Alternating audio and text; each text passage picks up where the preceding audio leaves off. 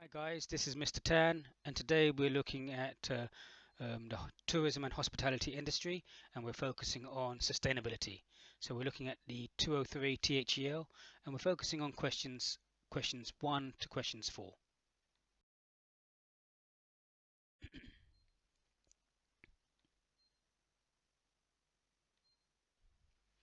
As always, from the beginning, we'll be looking at breaking down the questions, identifying the keywords so we can understand the question. We're moving on to sustainability and tourism destinations, and we'll be looking at the complexities and the environment of sustainability linked to tourism and where it actually comes from.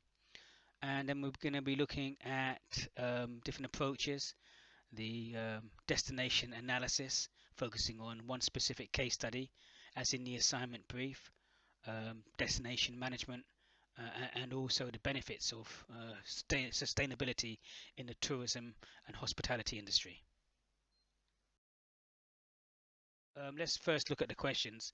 And question 1 says to explain the purpose of destination analysis. Next question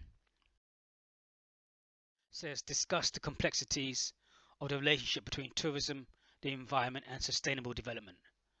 So if we're looking at the complexities of the relationship between tourism, the environment, and sustainable development.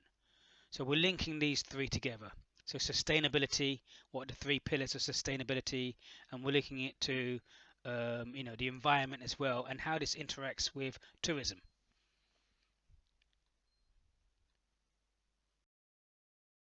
Question 3, we're going to assess the merits of a wide range of different approaches and data to measure and assess the impacts of tourism. Here we'll be looking at or touching upon some of the methods of data collection, primary, secondary, qualitative, quantitative, and then really looking at some of the approaches and data or secondary sources of data that we could use as regards to a given area. And in question 4, it says discuss the importance of sustainable tourism development. So again, we need to understand what we mean by sustainability. What do we mean by sustainability? And then we need to link it to sustainable tourism development. What is the importance of sustainable tourism development? Some of the key words here we can see in question 1.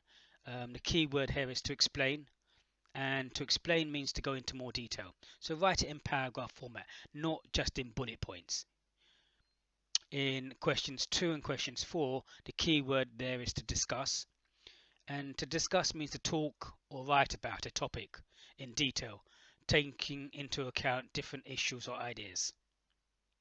And then in question 3, the key word there is to assess, which means to evaluate or estimate the nature, ability, or quality of. Evaluate means to look up to weigh up the pros and cons, or to look for the advantages and disadvantages. So when we're looking at a suggested layout, obviously this has to be done in a report format. The report format suggested layout I've actually given you. But basically you're going to be covering an introduction. But if it's a report format, you're going to be covering an executive summary first, and then after the executive summary, you'll have a contents page, and then the contents page will be followed by an introduction, and the introduction will be focused on what the case study is all about, and the area and the attractions in that area. Then moving on to what is sustainability and its importance to sustainable tourism development. Okay, and where did sustainability come from? What are the origins of this, and what does it mean for sustainable tourism? And then to carry out a destination analysis, in relation to the case example provided, and state its purpose. And at the same time to assess the merits of a wide range of different approaches and data to measure and assess the impact of tourism. So here we'll be looking at specific sources of data to try and help with the destination analysis. The next, to discuss the complexities between tourism, the environment, and sustainable development. Because if you're trying to focus on the environment, and sustainability that could actually reduce tourism numbers, and thus could affect the economic side of sustainable tourism, and then to provide conclusions and recommendations. So when we're looking at you know sustainability in terms of tourism, we are really talking about three different areas. We're talking about a good, vibrant economy, and we're talking about a healthy environment, and at the same time, we're talking about an equitable society. So it's how these three all kind of mesh together, and sometimes they don't work. One may have a direct. Okay, what I've also done is I've incorporated some augmented technology here. Here is a barcode. So if you haven't done already, you need to download the ZapWorks on your mobile. Once you've downloaded the ZapWorks on your mobile, you can open the app, ZapWorks, and then place your phone in front of this barcode, and then some additional information will come up on your mobile, videos that I would like you to watch in your own time. So let's look at some definitions of sustainability. Here we're talking about sustainability, but not sustainable tourism. And then we'll look at where this word actually came from and how we're going to use it. So sustainability defined, um, able to be maintained at a certain rate or level. So sustainable economic growth, conserving an ecological balance by avoiding depletion of natural resources, a fundamental commitment to sustainable development, according to the English Dictionary 2016. Another definition, I kind of like this definition by Fletcher 2013, and he goes on to say that development that meets the needs of the people today without compromising the ability of future generations to meet their own needs. So, what are we doing today that, we shouldn't be doing, or what kind of things should we do to modify what we are doing today to safeguard our children's children, future? What are we doing? Now, where does it all start? Well, kind of the word sustainability kind of starts from the UN conference in Stockholm in 1972. And they produced an action plan that looked at, the global environment assessment program, environmental management activities, and international measures to support the national and international actions assessed and management. So sustainability was first mentioned here, and it was mentioned in the Brundtland report, and we're going to come on to it in a second, but it was mentioned in, so further to this was the Earth Summit in 1992 at Rio de Janeiro. And here the Brundtland report kind of came into effect, which kind of brought together an agreement by 182 countries. And it was really notably in Agenda 21 of the Brundtland report. And in Agenda 21, the program action plan followed the summit and guide for local government action to reconcile the development and sustainability regarding the environment. So again, Agenda 21 really brings up the development, of sustainability regarding the environment. It's not really linked. It's not linked to tourism here, but it's separately or independently talking about sustainability and the environment. And that was from the Rio de Janeiro 1992 summit, Agenda 21 in the Brundtland report.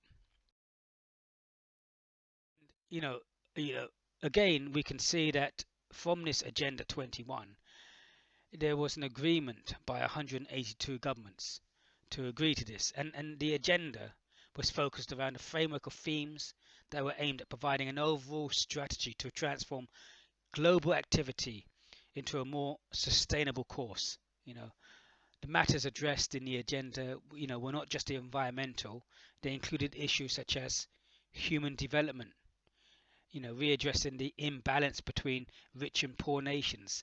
So here in Agenda 21, from the Brundtland report, from an agreement made by these 182 countries. It was not just about sustainability. It was not just about the environment. It kind of like went further into the human development and readdressing the imbalance between rich and poor nations. So trying to make a more even playing field. So we've looked at sustainability and where sustainability comes from, from the Rio de Janeiro Brundtland Report 1992 Summit and Agenda 21, an agreement from the 182 countries. So now we need to look at the definition of sustainable tourism. So when we look at sustainable tourism development meets the needs of present tourists and host regions whilst protecting and enhancing the opportunity for the future. Okay, it is envisaged as leading to management of all resources in such a way that economic, social, and aesthetic needs can be fulfilled while maintaining cultural integrity, essential ecological processes, and biological diversity, and life support systems. Okay, another definition here by Ed Gale 2016, achieving growth in a manner that does not deplete the natural and built environment and preserves the culture, history, heritage, and the arts of the local community. Okay, tourism that ideally contributes positively to the sustainable social economic development of the destination. So kind of like we're bringing in, more areas in terms of the society. We're bringing in the environment. We're bringing in culture, um, the natural resources, the social economic development. So we're bringing more things in linked with sustainable tourism. So when we think about sustainability and its connections to the tourism and travel and hospitality industry. Again, we know it began with the Brundtland Report in 1987, Section Agenda 21 in 1992. This was about the skep of mass tourism caused destinations to become overdeveloped, used up in time. That destination would lose its appeal as a result of this harsh approach to tourism. This approach has dire economic, sociable, and environmental consequences for the host communities. We just look around the world and we see so many times things are truly packed in a way which becomes uncomfortable for tourists and for the host people. If there's too many people there, or if you're in queuing up in Italy for the Vatican City and you have to queue up 5-6 hours, to spend half of your day queuing up 5 or 6 hours to go into the Vatican City, it's not really a pleasant experience, but you kind of like want to visit it because you want to do it once at very least to say that you've actually visited that place and you want to see it. But not such a great experience from the end consumer's perspective or tourist perspective. What are some of the principles of sustainable tourism? The UNWTO, United Nations World Trade Organization, states that sustainable tourism comprises of two areas. The ability of tourism to continue as an activity in the future, ensuring that the conditions are right for this, and the ability of society and the environment to absorb the benefit from the impacts of tourism in a positive way. Okay, so we're looking about the future. We're saying to ourselves, how can we sustain ourselves? How can we keep going that it will be long lasting for the future? And we're also saying in terms of the environment to absorb the benefit from the impacts of tourism in a positive way. How can we do both of these things at the same time? The 10 principles of sustainable tourism, using resources sustainably. So many times, so many businesses have such a short-term view and way of thinking in terms of the short term and profits and the maximum profit without reviewing the consequences of this in the future.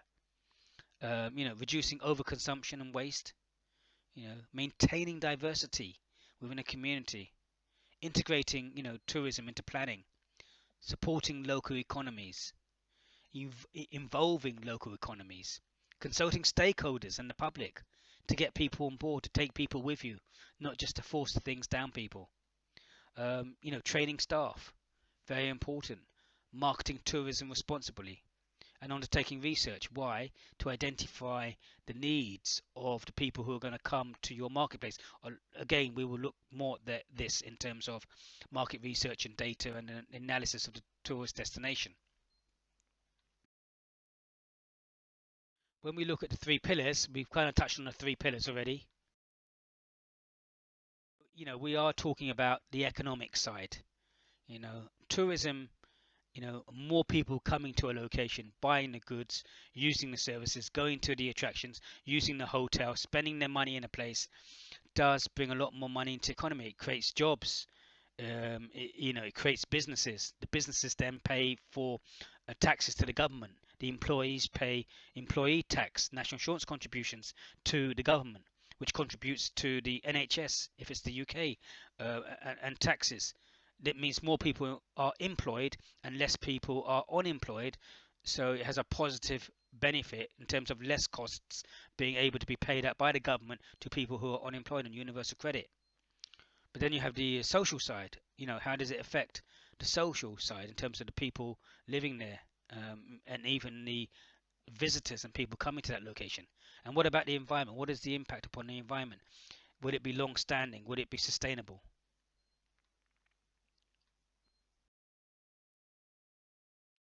So when we look at the three pillars, one is the economic side.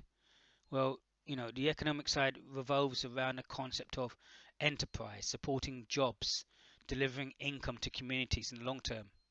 Without this, destinations and the communities cannot survive. Increasingly, environmental considerations will impact upon the economy as we move to greening of the economy. So the economic side is about employment, it's about jobs, it's about working, it's about revenue, it's about sales, and the people who are coming here spending their money, either domestic or international tourists. The social side, the social side focuses upon sharing benefits fairly and equitably, and respecting the quality of life of communities and of human rights. And it will increasingly involve living, within our means. The environmental side focuses on the stewardship, of resources and managing and conserving the environment. And it will involve the notion, of limits of growth, and maybe limits of the number of tourists coming into a specific location. So again, these things need to work in harmony together. Ensuring sustainable success. How do we ensure sustainable success? Sustainable profits will not exist in the long term without healthy and attractive physical environment. You know, these are kind of like the features and benefits of a place. You want an attractive physical environment. You want a tranquil, stable, and equitable social environment. You know, educated group of tourists and locals motivated to support the measures to protect local environment and culture. And this is stated by Walker and Walker 2011. So ensuring sustainable success.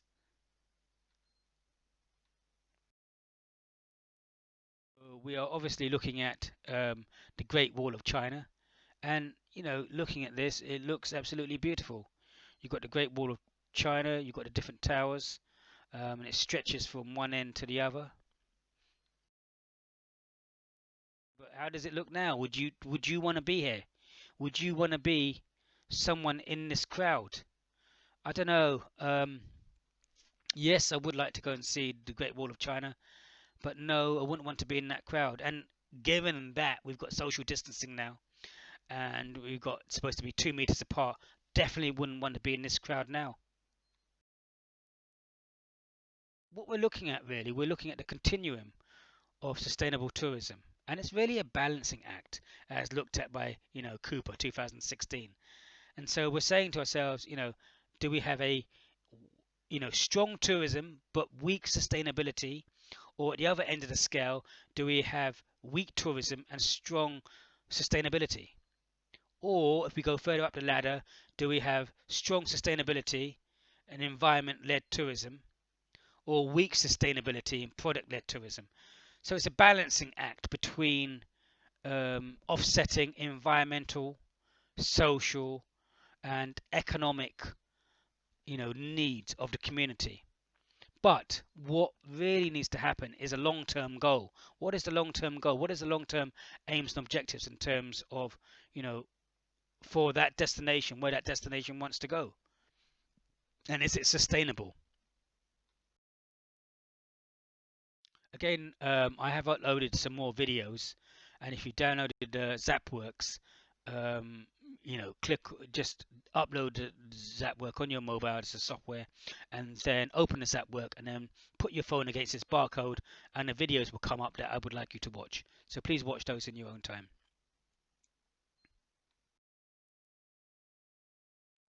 So what is the need, for sustainability? The need for sustainability. Over the last 50 years, tourism has become one of the largest economic sectors globally, accounting for over 10.4% of the world's GDP, employing over 313 million people, million jobs. Emerging economies, including developing countries, stand to see the highest growth rate. So if we're continually consuming and we're continually consuming, how far can we continually consume so much? International tourist arrivals have grown steadily over the years. In 2018, estimated to stand at 1.3 billion, you know, according to the WTTC.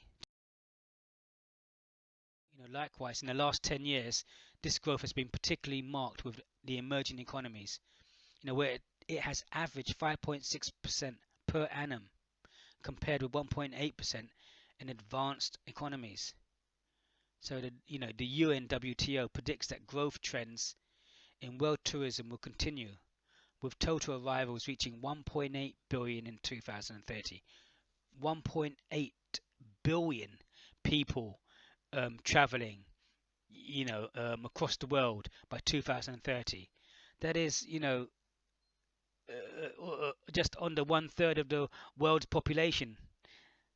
So again, when we look at the question, obviously, you provide an introduction into the case example. Look at, what makes it the destination that you're looking at very attractive. What are the key features of that destination? Where is that destination based? And then you really need to kind of discuss what sustainability is. Discuss sustainability, discuss the origins of sustainability in terms of, the Stockholm 1972, talk about the Rio de Janeiro 1992, talk about, the Brundtland report, Agenda 21, and talking about sustainability, but bringing in the environment and the human side, and making this sustainable within communities, and rebalancing the difference between pay between different economies and different countries. And then the next stage was to kind of like look at what we meant by sustainable tourism development and what that meant.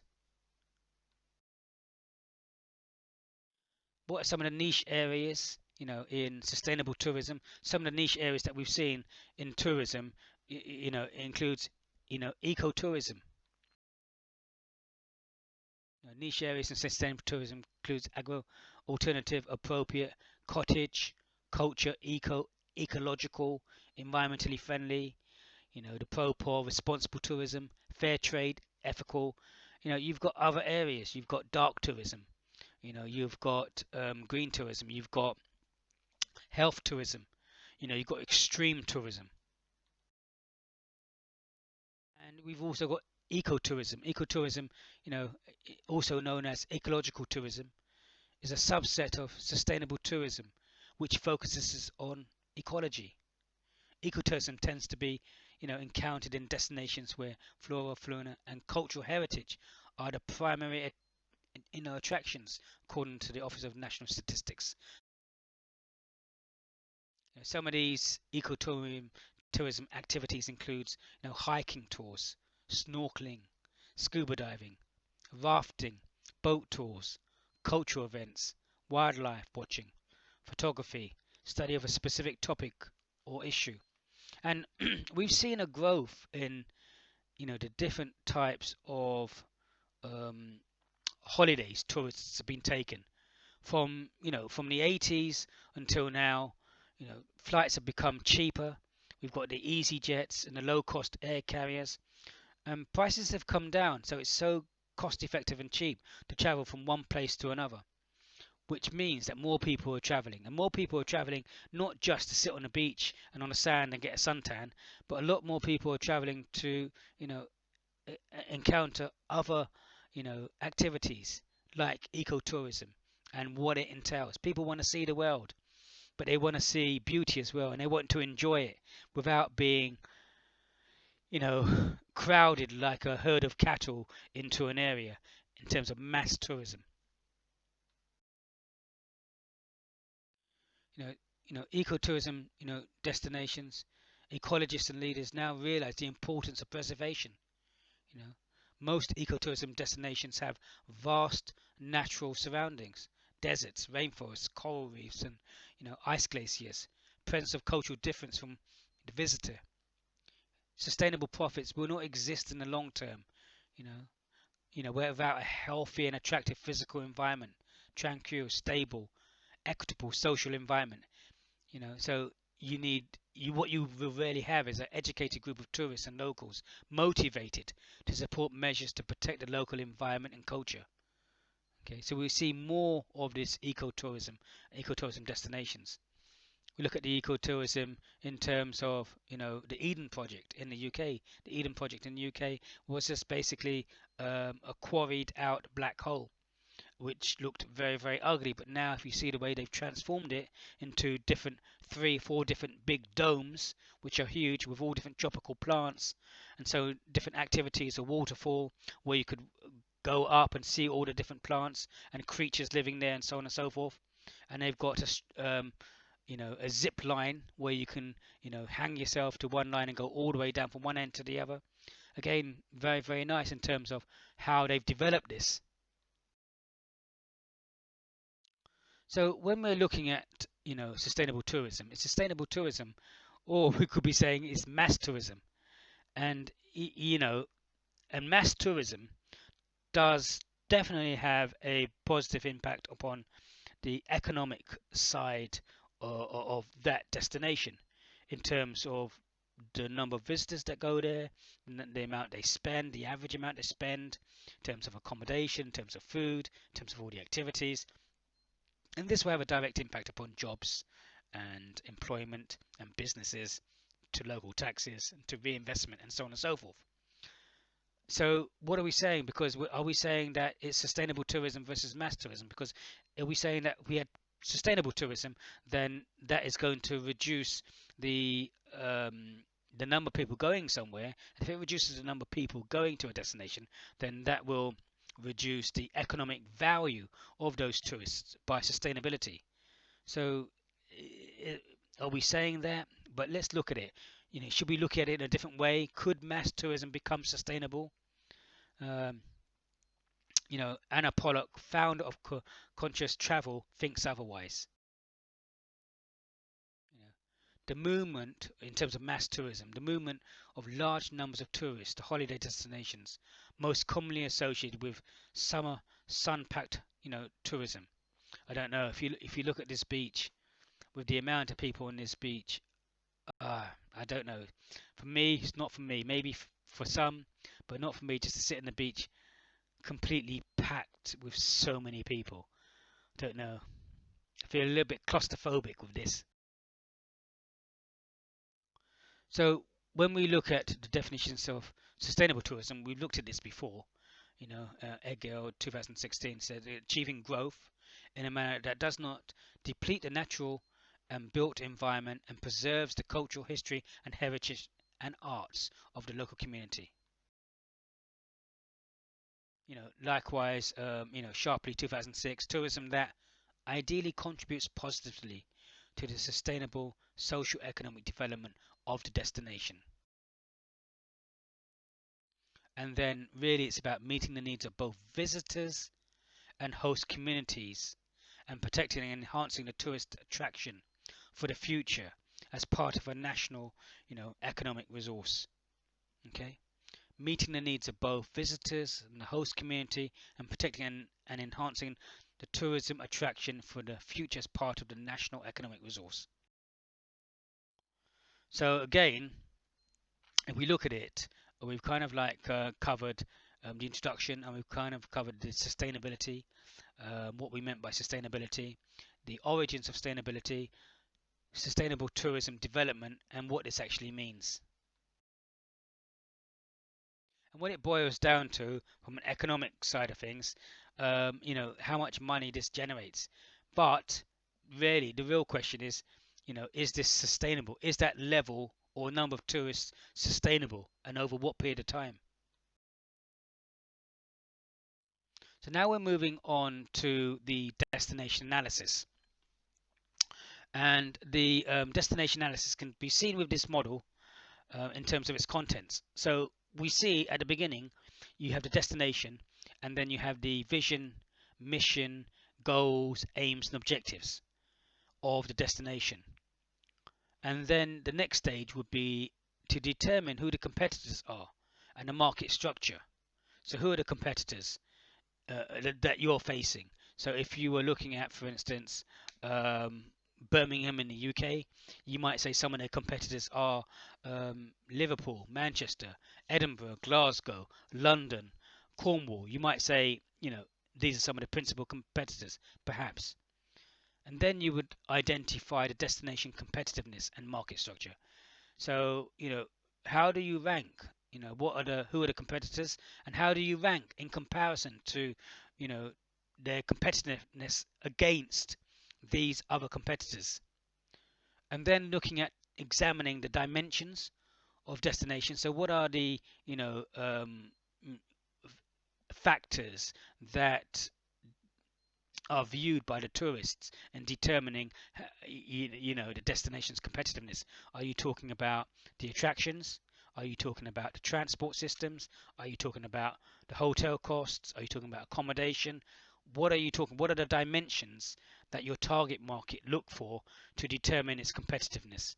And finally, the appraisal, which is kind of like looking at the destination competitiveness and performance in comparison. So examine the dimensions before and then to say, well, how are you performing in terms of transport? Or how are you performing in terms of London, in terms of the attractions, or Birmingham, or in terms of Scotland, in Edinburgh, or Glasgow? How do you, perform with these different dimensions? And then finally, the recommendation, a strategy for enhanced destinations competitiveness and sustainability. But I kind of like want to kind of rearrange this kind of destination analysis contents and kind of have kind of like 4 areas. So determine, the mission, vision, aims and objectives will be kind of like stage 1. And then, to review your competitors in terms of establishing, identifying, examining and appraising. I see this as all part of your situational analysis, because there are other elements and other factors that need to come into the situational analysis. So one would be, determining the mission, vision, aims and objectives of the destination. The second one would be to, look at the situation analysis, look at your competitors in terms of establishing, identifying, examining and appraising, but also taking into account SWOT and PESTEL. Doing a SWOT analysis of your situation. A SWOT analysis including the strengths, weaknesses, opportunities and threats. PESTEL, looking at the political, economic, social, technological, legal and environmental factors that are going to affect the destination. Now, when you do this and you carry out a destination analysis, don't explain what SWOT is and don't explain what PESTEL is, because you should know what that is already. What you do is you apply it. You apply SWOT and you apply PESTEL, but you apply the ones that specifically relates to your destination, and that's going to have a big impact. And then the next stage, obviously, will be your strategy. So when looking at your strategy, kind of like there's 3 parts to your strategy, which should be the segmentation and how you segment it up, and then targeting, and then positioning.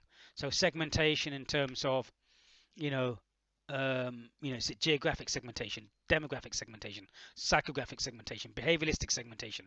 How are you segmenting your market up?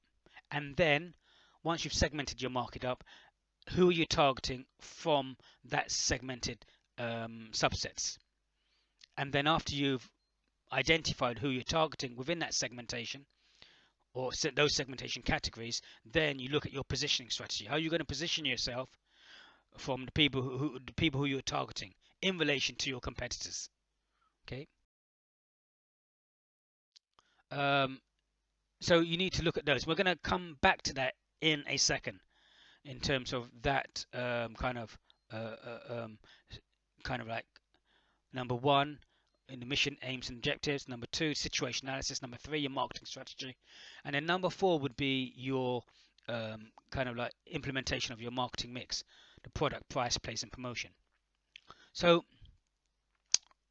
what we need to also bear in mind is after you've done your destination analysis, it's not just about the destination analysis, it's about the management of your destination analysis. And so it's destination management. And the destination management is the coordinated management of all the elements that make up a destination. Destination management takes a strategic approach to link up these sometimes very separate entities, for the better management of the destination. Joined up management can help avoid duplication of effort in regards to the promotion, visitor services training, business support, and identify new management gaps that are not being addressed. But the destination management is more than this. It's linking everything together, and we're going to come to it in a minute. But it's also taking into consideration the tourism destination value chain, and taking into consideration different stakeholders. Because unless you manage all this, then you're not, or you may not be effectively and efficiently achieving your aims and objectives. What is destination management? It's about placemaking to deliver a high quality experience to the visitor and to manage the consequences of visitation at the destination. It provides the tools to produce sustainable and competitive tourism at a destination by going one step beyond destination marketing, to take a more holistic and integrative approach to managing the destination. When we're looking at a destination, 10 A's of successful destination, what makes a successful destination, the awareness of it, are the people aware of it, its attractiveness, its availability, its access, its appearance, the activities that lie within a destination, the assurance, the appreciation, the action, and the accountability. So can you apply these to your destination? you know and you have the stages of the planning process. Study, recognition, and preparation, setting the objectives and goals of the strategy. What are the objectives and the goals? But first you must do your situation analysis. Survey the existing data, implementing new surveys, analysis of the secondary and primary data, and then you come up to your policy plan and formation, recommendations, implementation, monitoring, and plan reinforcement. Now, you don't actually need to go through this planning process in terms of answering these four questions as stated before, but we're just touching on this briefly to look at the general planning process. But you don't need to apply this to the questions in your case example. And when developing a destination management strategy, the questions you should be asking yourselves are where are we now? Where would we like to be? How do we get there? How do we make sure that we get there? How do we know we've got there? When we're looking at this, again, destination, the product, development analysis, competitor analysis, visitor analysis. Here we're talking about information. And we're going to come onto this later in terms of information, because this is part of one of the questions and the different methods of data and the data that you can collect. But definitely this forms part of, before you carry out your destination analysis, you obviously need to carry out this market information on your destination. And there are specific information which we will go through later that you need to look at and you need to determine before you do your destination analysis. But here you've got your competitor analysis and visitor analysis, positioning strategy, which will come later in terms of your marketing strategy. So, but here we got pest and SWOT. So, if you remember, we said the first thing you should do is to look at your mission, visions, aims, and objectives, what you're trying to achieve. Then, undertaking your situation analysis. Your situation analysis, as I said, should include your SWOT and your PESTEL in relation to your destination. And then take into consideration your competitor analysis in terms of those 4 areas. Okay. Some of the elements, to be considered during the situation analysis would be, the market growth, volume, spend, industry structure, relationships, organization, funding, related and supported industries. What are the public services, financial services, retail, construction, manufacturing, and also the resources available. Very important. You need to look at this for your destination analysis. Tangible, intangible, human and financial resources. What resources do you have to achieve your aims and objectives? So here now, I said to you about your missions, aims and objectives, and then your situation analysis, and then your marketing strategy. So within your, marketing strategy should be 3 parts. Should be your segmentation, how you're going to segment the market. Okay, geographically, demographically, psychographically, and behavioralistically. And then once you've segmented your market, you're saying to yourself, who are you going to target in those different segments? And once you've identified who you're going to target in those different segments and why, based on data and information and where you're going, what your aims and objectives are, and your mission statement, then you need to say to yourself, well, how are you going to position yourself? How are you going to put yourself, what type of message are you giving to those people who you're targeting to make yourself different with a unique selling point or competitive in terms of your, competitors? And then obviously after the marketing mix, the product, price, base, and promotion.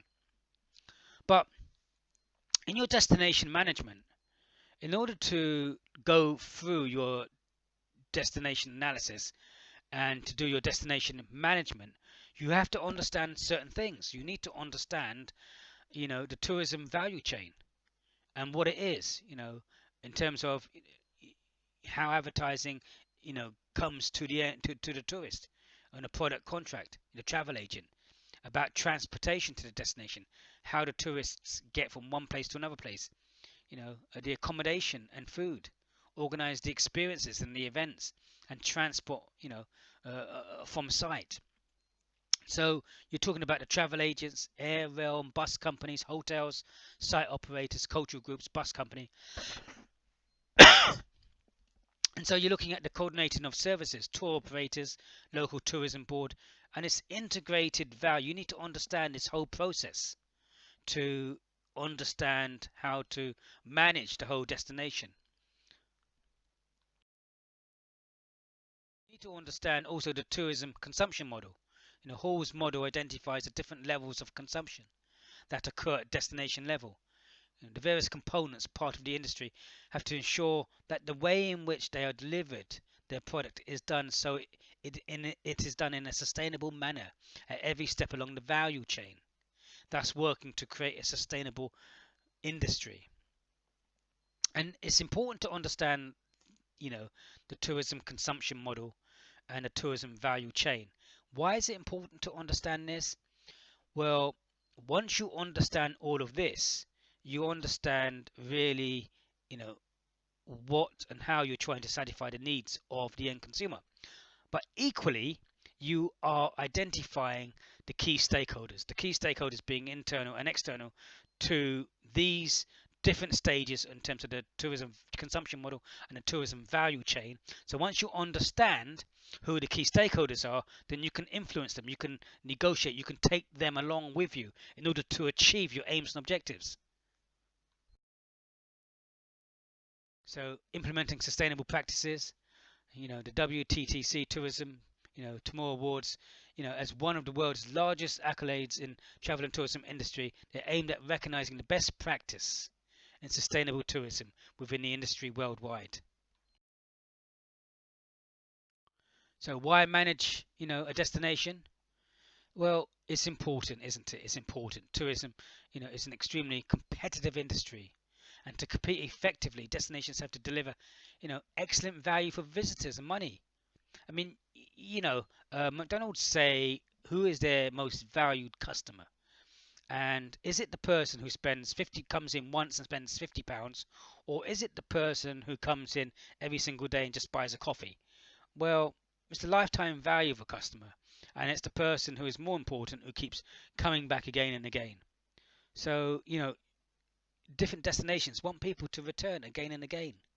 Okay, they want people to talk about the destination and talk highly about it, so other people are encouraged to go to that destination. So, this depends on many aspects working together in unity. From the time that the visitor arrives at the destination until she, visitor value is affected. By many services and experiences, including a range of public services, private products, and community interaction and hospitality. Okay, it is vital that the various components of the visitor's stay are managed and coordinated to maximize customer value throughout the visit. Effective destination management allows destinations to maximize tourism value for visitors whilst ensuring local benefits and sustainability.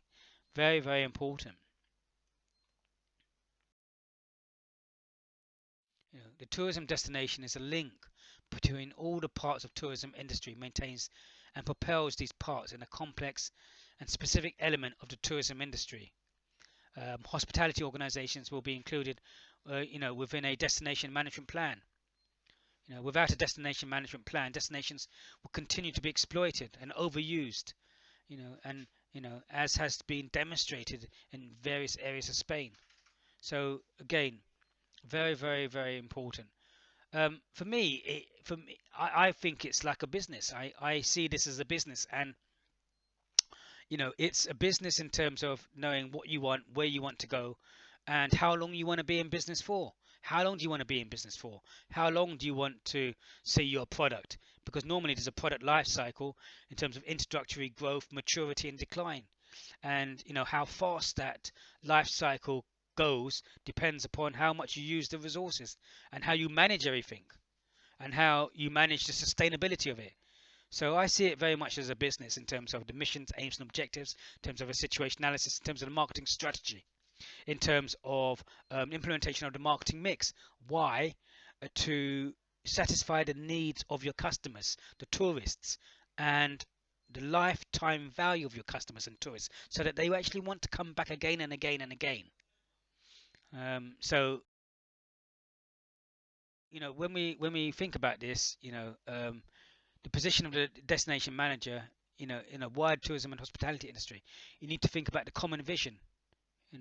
What is the common vision? The partnership, understanding the SWOT, destination management plan, the vision experience, clean, tidy, safe, inviting, welcoming practices, accessible destinations, you know, um, destination management, selling the destination, coordination, holistic and focused marketing, you know, information provision, developing the destination, understanding the performance, product development and investment, distinctiveness.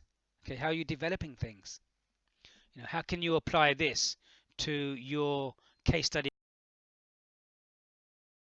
You know, some of the concepts of destination management includes the planning, the marketing. We've talked about these already. The planning, the analysis, the consultation with stakeholders, marketing, research. We talked about the target market, but that's part of the segmentation, targeting, positioning. We talked about the mix and planning, mix, product, price, place, and promotion. Visits and yields. And also we mustn't forget, protect resources, quality experience, sustainable growth, which leads to competitive tourism. When we think about the vice model, the vice model can be used as a quick check of the sustainability of a proposed plan or action. And so you're predominantly asking four questions. How will this decision affect the visitors? What are the implications for the industry? How does this affect the community? And what will be the impact on a destination's environment and or culture. So a quick check. So before we've looked at destination analysis and we looked at the different sections.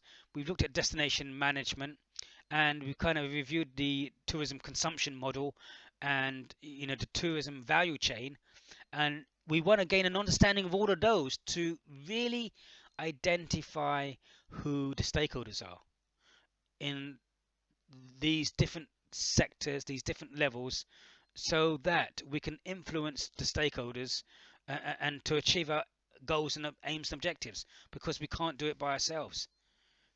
A stakeholder is anyone with an interest in a business. Stakeholders are individuals, groups, or organizations that are affected by the activity of the business. You've got internal stakeholders and external stakeholders. Internal stakeholders are groups within a business, the owners and workers. External stakeholders are groups outside a business, the community, businesses. So we looked at these examples of stakeholders.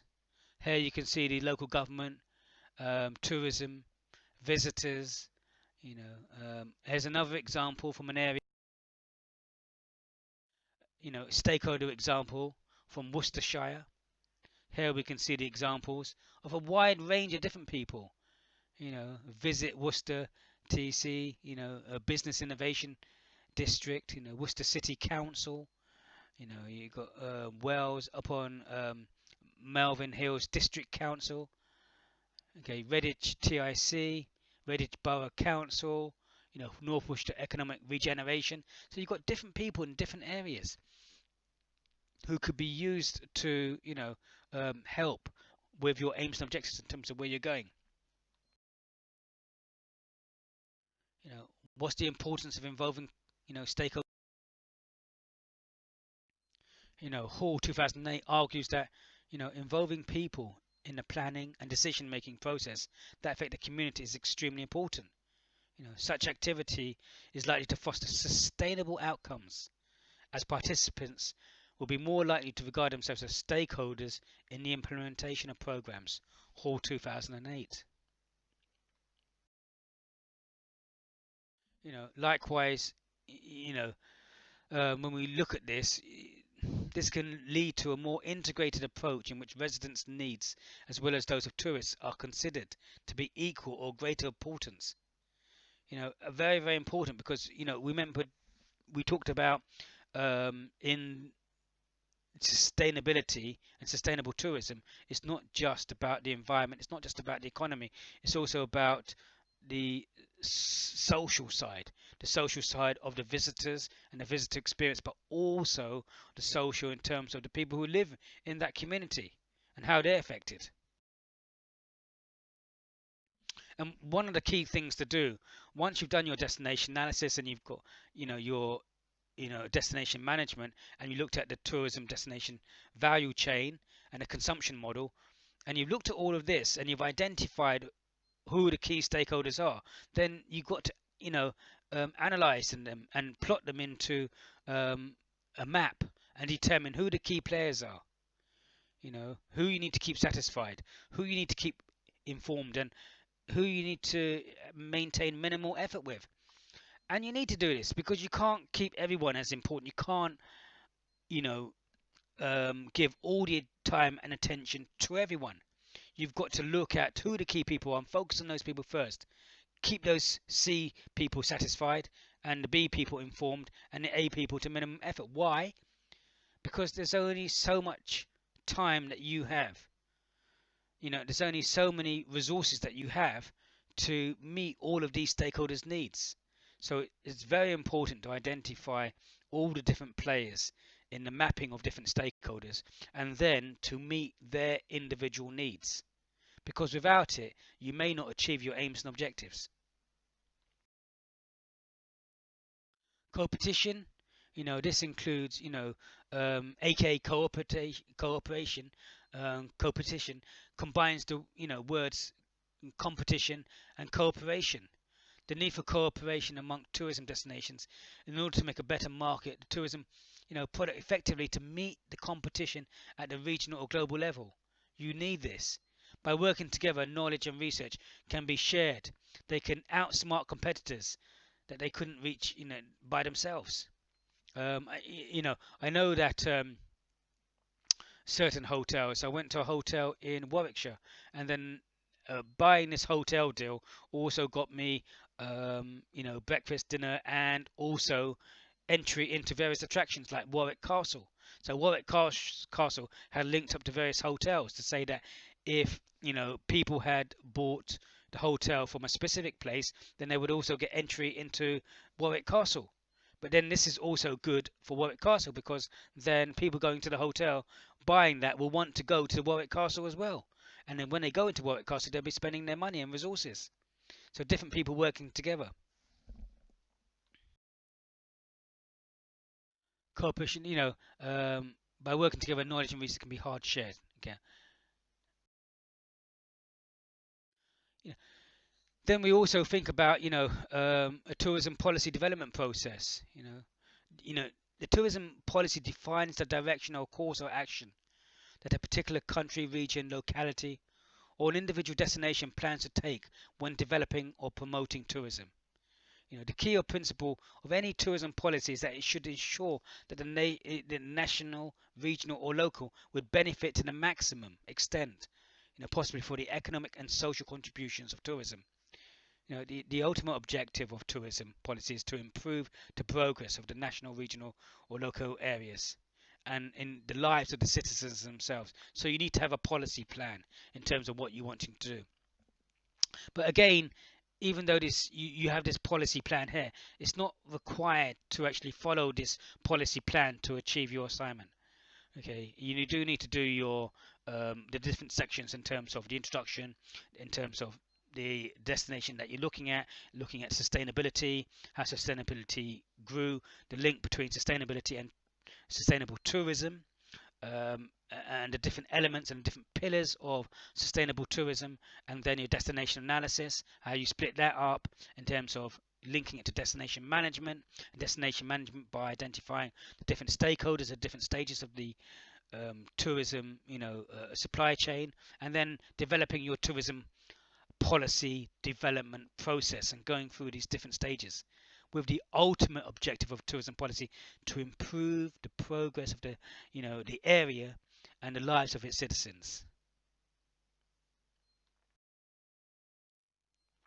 So again, we've kind of covered part of the next part, carry out destination analysis in relation to the example provided and state its purpose. Now, on my website, idnow.info, on the 203THEL sustainability, if you see there, you will see a suggested layout for the assignment brief.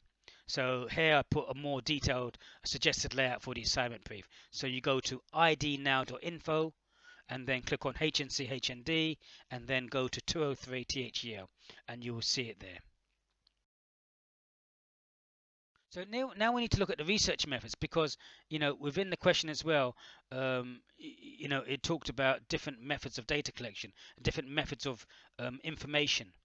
So obviously the different methods in terms of research methods, just want to touch upon, even though you don't need to go into this, you don't need to discuss primary research, secondary research, qualitative or quantitative data, but it's important just to do a quick recap of this so we're all on the same track. So, we have primary research and secondary research. And the main difference between the two is that primary research doesn't exist and you have to obtain it. And secondary research, already exists. It's been published or it's been written about and it exists out there in some shape or form. Primary research, can be both qualitative or quantitative. And there are different methods to achieve your primary information. You have both qualitative and quantitative methods. Quantitative based on numbers. 6% of 18-year-olds drink alcohol at least 4 times a week, but it doesn't tell you why. Okay, but it's more factual data, quantitative. And qualitative data is, tells you more why, when, and how. Now, for me personally, I don't think one is either better than the other. It's in terms of your objectives. What are you trying to achieve? What information are you trying to find out? So if you're trying to find out, who, where, when, and how, then obviously qualitative better. And if you're trying to find out statistical information, then quantitative will better. So you use the different tools at the appropriate time. Again, you've got more details between qualitative and quantitative.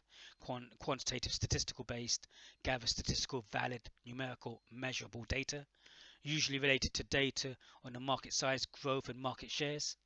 Qualitative, subjective, and personal, concerned with finding out of soft information.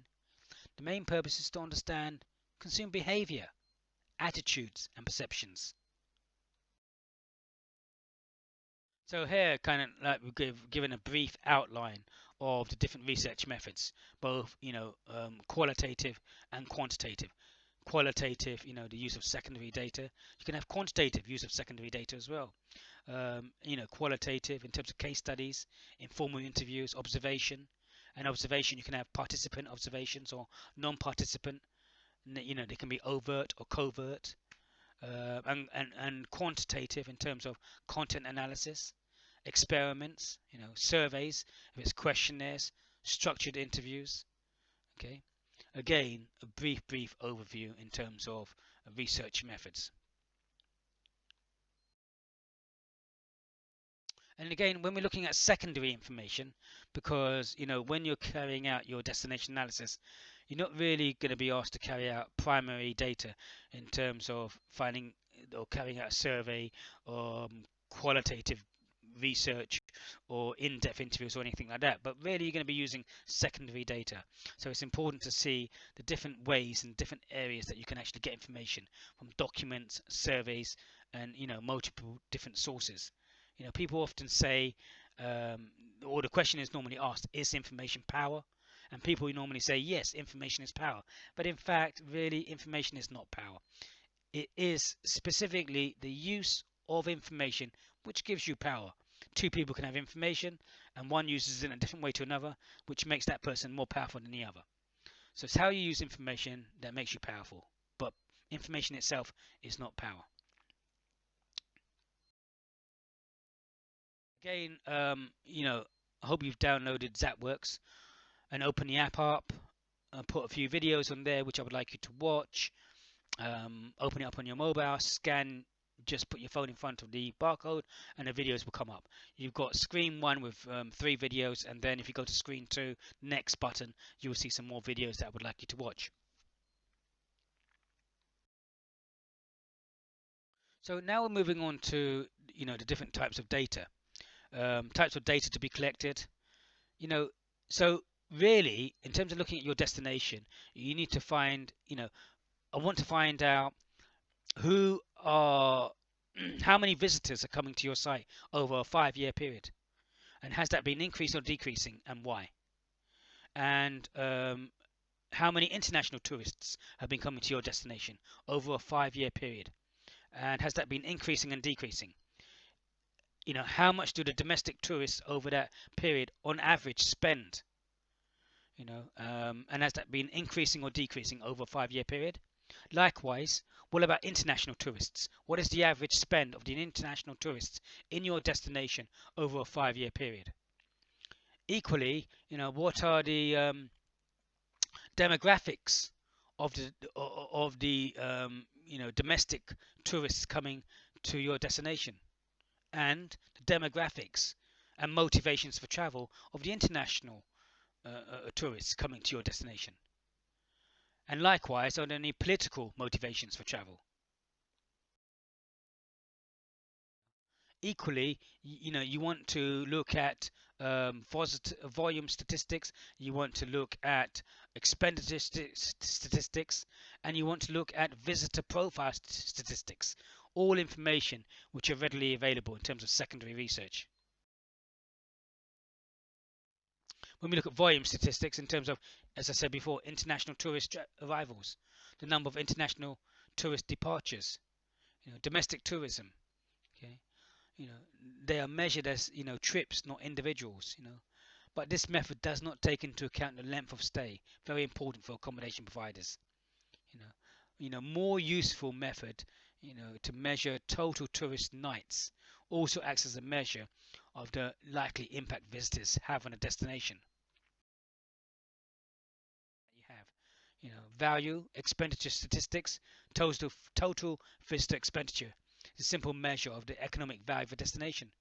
Normally includes spending, within a destination. Excludes fare payments made to international passenger carriers for travel, you know, into and out of that country. But nevertheless, it gives you an indication in terms of what people are spending on average. You've got to base it on something.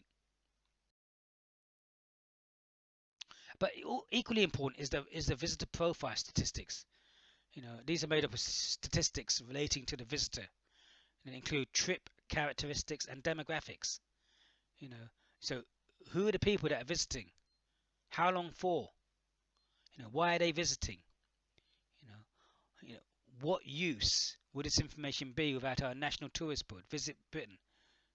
Again, you could look at that some other time. But very, very important.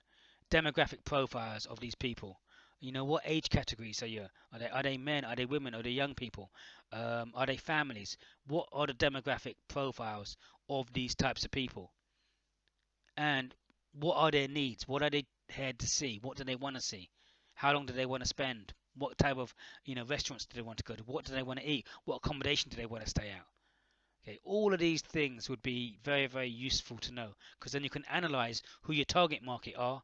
You could potentially target other people in similar or other countries in relation to these target markets, or you could target different segments of different target markets. But when we look at the indicators, sustainable tourism indicators, the UNWTO defines sustainable indicators as information sets which are formally selected for regular use of measure changes, in key assets and issues of tourism destination sites. And they can be used to measure change in tourism and destination itself. What are the indicators in terms of people changing the destination itself? Changes in the external environment which impact upon a destination, and impacts caused by tourism at a destination.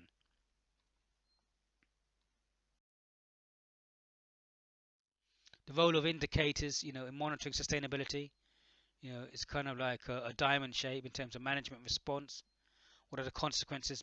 Monitoring the indicators, and stress action. So taking action.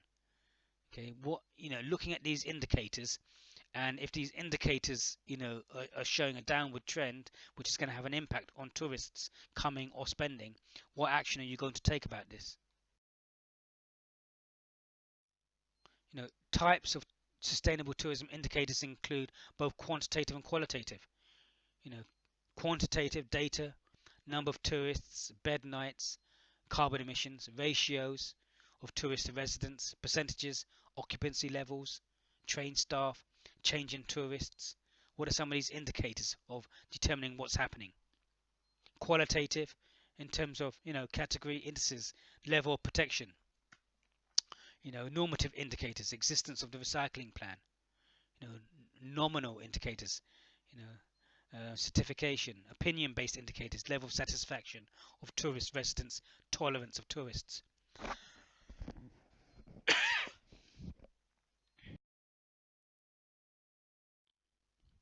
So, example and effective indicator. If we look at this example of TOMM, Tourism Optimization Management Model, planning approach for Kangaroo Island, South Australia. So a major research exercise identified the key indicators. The community was consulted for the levels of acceptable change that they would tolerate in relation to tourism. Indicators are monitored regularly and communicated to the community and managers. So here again, we're looking at the key indicators, for the levels of acceptable change that would tolerate in relation to tourism.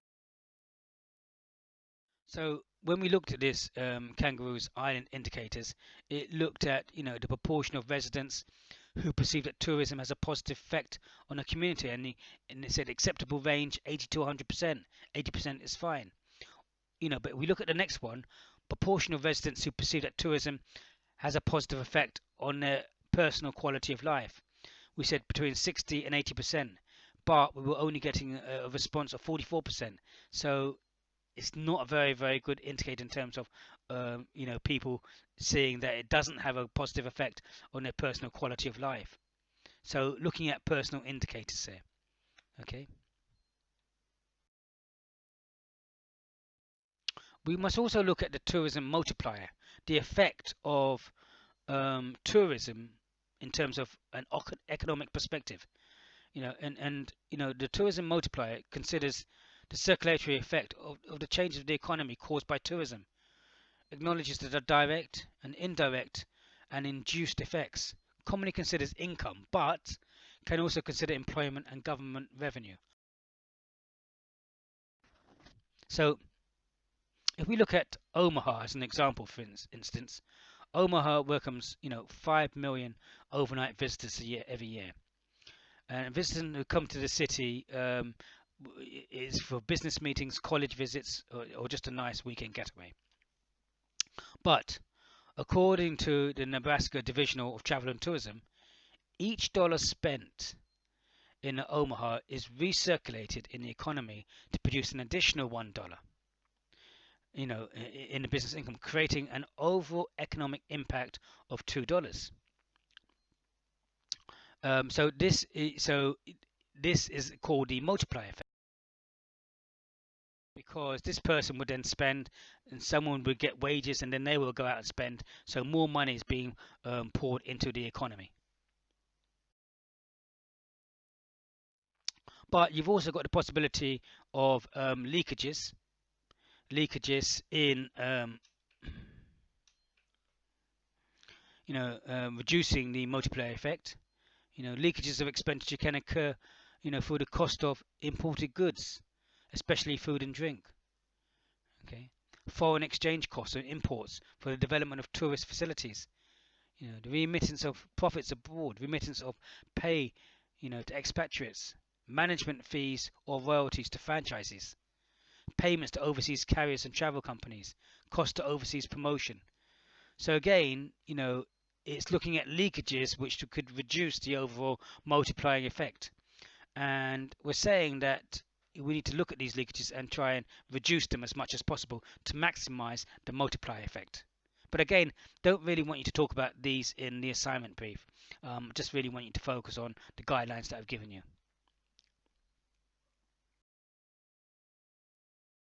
So what are some of the economic benefits? We kind of touched upon these economic benefits before. Economic benefits of tourism. Well, obviously it's going to be, the money that's coming in, the income from,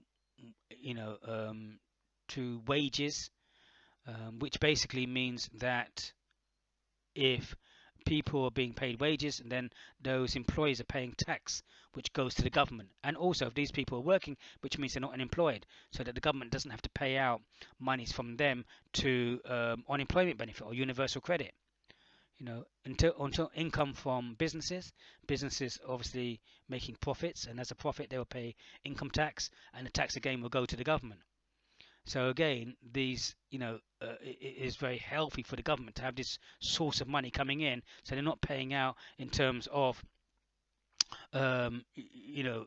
unemployment benefit to employees because they are employed, and they were getting more money in to reinvest back into infrastructure or the areas where they want to.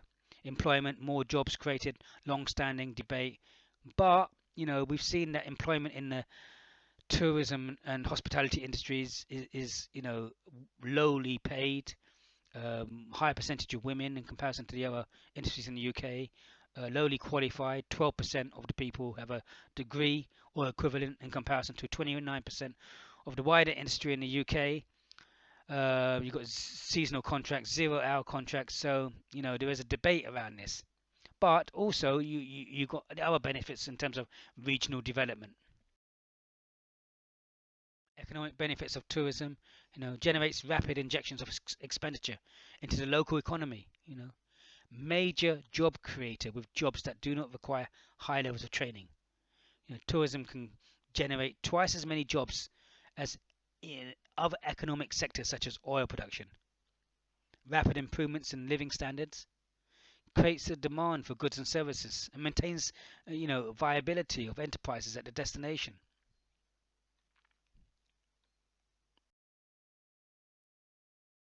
Other economic benefits, developing world ability to earn foreign currency, and it creates infrastructure and facilities to benefit the local economy and society. So you're building up your infrastructure and facilities. Encourages development of an entrepreneurial culture. Again, more businesses want to start up, more people want to start businesses because they can see the profit in it and they can see the benefits of it. It reduces dependence on the primary economic sources such as mining, oil, and agriculture, and creates a stimulus for domestic tourism industry. So again, we can see, in terms of tourism expenditure, the value of tourism to the UK, how much people are actually spending. We can see in the UK in terms of tourism and direct employment, in terms of the different sectors, how many people they're employing. And even if we think about the environmental side, and the environmental side is good because the more we're thinking in terms of sustainability, in terms of the environment, equality, and the economy, we're thinking it as a three-pillared effect. Then, in terms of the environmental side, we're thinking about heritage buildings, wildlife, and landscapes. The reuse of derelict buildings, touristic purposes. But what are some of the negative impacts on the environmental? Well, tourism is perceived as a major, despoiler of the environment. Okay, transportation pollution, congestion, overdevelopment of, inappropriate development, visual pollution, damage to flora and fauna. The economic impact of the environment protection is good because you've got, if you take, for instance, the national park authorities impose a 10-mile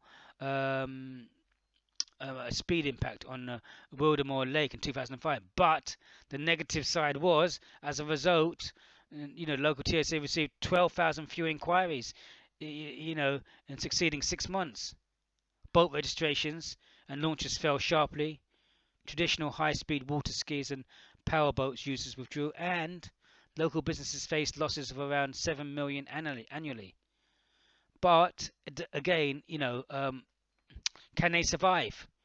Can they become more efficient? Can they become more effective? Can they learn to sustain themselves within this kind of like environmental impact on the economic side of things? Because if they can, then one could argue then they could be in a very, very good position to sustain themselves for the future. Controlling the negative environmental impacts. The EIA and the EA try tested techniques for assessing the environmental consequences of tourism. Both are procedural frameworks that aid decision making. So what are the social cultural benefits of tourism? So we talked about, because we're talking about the three pillars, we're talking about the environment, the economy, and the social economy. The social economy benefits, understanding of societies, developing and maintaining links with other regions and countries, re-establishing or retraining cultural and heritage features of destination countries, widening tourists' cultural interests and appreciation of food and drink. Very, very important. I know that if you go down to Warwickshire and you go down to Warwickshire and you go to Warwick Castle and you go to where Shakespeare's house, where Shakespeare was born, and you go to how they rebuilt this house and they show you all the areas of it, and then you can go to various farms down there as well, and these farms take you on kind of a tour of how people used to live um, back in the old days, and how people used to pull their bow and arrow, and how people used to have to be trained in terms of, and it used to take a lifetime to train someone to be able to pull the longbow. Again, and you would never have known this. Even if you saw it in a video, you would never have known it unless you're actually there and someone's actually showing you what actually happened, and the life and the experiences, and you're seeing all this firsthand for yourself. So again, re-establishing, retaining cultural and heritage features, of destination countries, very, very rewarding. Some of the social cultural disadvantages of tourism, in large numbers, tourism can create friction between the host and guests. Definitely, you know, it, the host might like the tourists to begin with, but then as more and more people come, it can create a lot of friction, especially with badly behaved people, drunk and disorderly, people not being respectful of that host country. You know, tourism encourages growth in local crime and deviant behavior. Sexual exploitation of locals by some tourists, changing the types of employment available, distracting from traditional agricultural or manufacturing employment, you know, exploitation or corruption of local cultures and traditions, including, religious observations, and so the relationship between the host and guests become increasingly commercial and superficial as tourist numbers grow.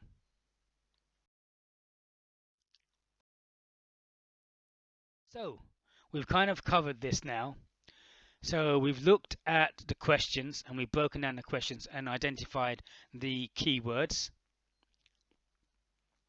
We kind of looked at sustainability and what we mean by sustainability, where sustainability came from Stockholm 1972, and then how it developed on the Brundtland report in the Rio de Janeiro Earth Summit in 1992, and Agenda 21, looking at sustainability, environment, and the inequalities in with different countries and different people.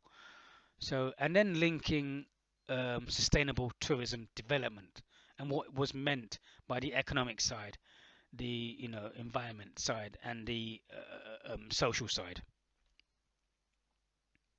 We've looked at destination analysis in terms of trying to review the the mission aims and objectives, and then to kind of like do a kind of rephrased it to do a situation analysis, and within that situation analysis to do a SWOT analysis: strengths, weaknesses, opportunities and threats, PESTEL, political, economic, social, technological, legal and environmental, and then a competitor analysis looking at the 4 different areas.